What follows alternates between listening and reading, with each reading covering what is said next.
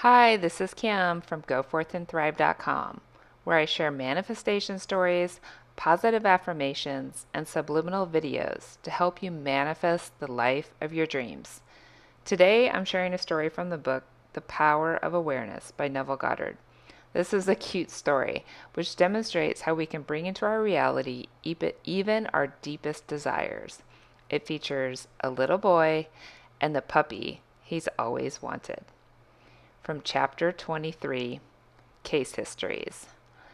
This is the story of a very unexpected result of an interview with a lady who came to consult me. One afternoon, a young grandmother, a businesswoman in New York, came to see me. She brought along her 9-year-old grandson who was visiting her from his home in Pennsylvania.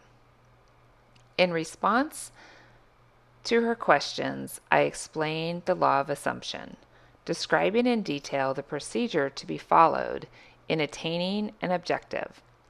The boy sat quietly, apparently absorbed in a small toy truck, while I explained to the grandmother the method of assuming the state of consciousness that would be hers were her desire already fulfilled. I told her the story of a soldier in camp who each night fell asleep, imagining himself to be in his own bed in his own home.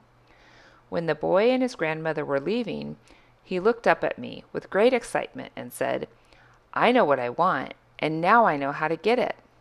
Surprised, I asked him what it was that he wanted. He told me he had his heart set on a puppy.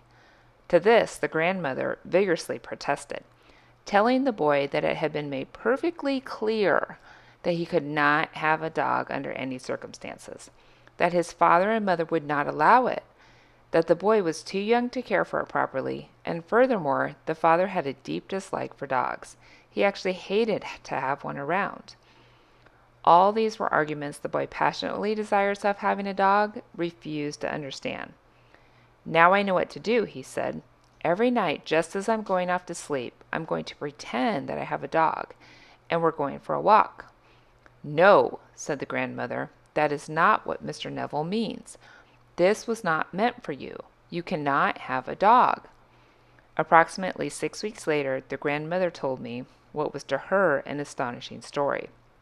The boy's desire to own a dog was so intense that he had absorbed all that I had told his grandmother of how to attain one's desire, and he believed implicitly that at last he knew how to get a dog. Putting this belief into practice, for many nights the boy imagined a dog was lying in his bed beside him. In imagination, he petted the dog, actually feeling its fur. Things like playing with the dog and talking to it and taking it for a walk filled his mind. Within a few weeks it happened. A newspaper in the city in which the boy lived organized a special program in connection with Kindness to Animals Week. All school children were requested to write an essay on why I would like to own a dog. After entries from all the schools were submitted and judged, the winner of the contest was announced. The very same boy who weeks before in my apartment in New York had told me, "Now I know how to get a dog," was the winner. In an elaborate ceremony, which was publicized with stories and pictures in the newspaper, the boy was awarded a beautiful collie puppy.